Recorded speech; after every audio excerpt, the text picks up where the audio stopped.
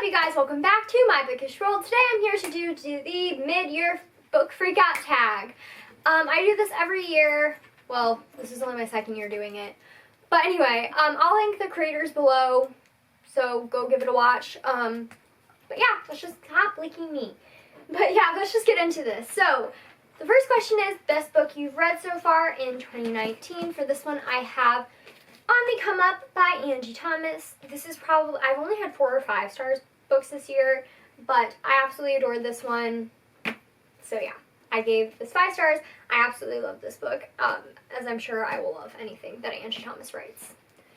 Best sequel you've read so far in 2019 is question number 2, and I put Moonlight Scandals, which is the 3rd book in the Dee Vincent trilogy. I think when I was reading this series, it's funny because I mentioned in my last video that one of the series that I read by the same author, each book got cringier, but for whatever reason with this series, and maybe it's just because it's newer, and it hasn't been out for as long, every book got better, which is what I like to see. So I really, really loved this, whereas the first and second, I think were only 4 stars, but so was this one, but I still really enjoyed it. Number 3, new release you haven't read yet, but want to. For that one, I have Storm and Fury by Jennifer Armentrout. This just came out, I think, on June 11th, 2019. June 11th, so I haven't gotten to it yet. I probably won't be getting to it. I need to do a reread of the series that this is a spin-off to, so I'll hopefully be doing that very soon. Number 4, most anticipated release for the second half of the year. For this one, it is probably Children of Virtue and Vengeance. I'm so excited for this book. It's been pushed back, so I'm very excited to get to it. It comes out in December. Number 5, biggest disappointment. Now, I only gave this a 4 stars, so it wasn't bad, but to be fair, I was expecting a 5 stars after Restore Me. And not a lot happened in this book, so yeah, biggest disappointment. Sorry. Number 6, biggest surprise. For this one, I put Tempting the Best Man by Jennifer Armentrout.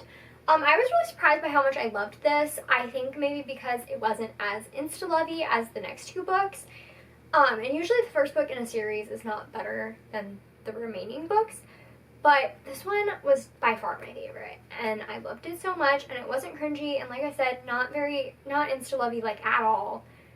So yeah, I loved it.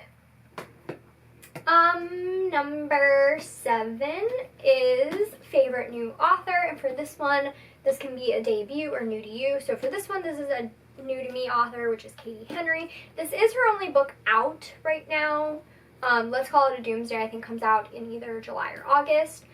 So technically this is a debut author, but this book has been out for like a year. But I still really enjoyed it. I gave it a 5 stars, and I'm really excited to see whatever Katie Henry writes next. Number 8, newest fictional crush. I gotta go back through my books and find this one.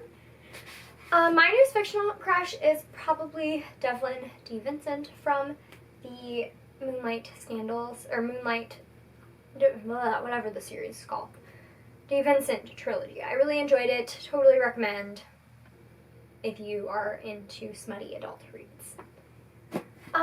Number 9, newest favorite character. For this one, I think I'm gonna go with Eliza from Eliza and Her Monsters by Francesca Zappia. I don't have this book, I got it from the library. But Eliza, I think I just related to so much, and with her her art is how I feel about my writing, so I related to that, her hard, yeah. Number 10, book that made you cry. I don't think any books made me cry this year. Heartless, sorry. Number 12, book that made you happy. I did a reread of Angel Fall by Susan E. This definitely made me very happy. I loved it. I'm glad I loved it almost as much as I did before. Number 12, most beautiful book you've bought so far this year or received. This one was a gift, but To Make Monsters Out of Girls by Amanda Lovelace. I absolutely love this cover and this hardback, and it has little illustrations throughout, and it's just absolutely stunning. And number 13, what books do you need to read by the end of this year? I need to read Storm and Fury.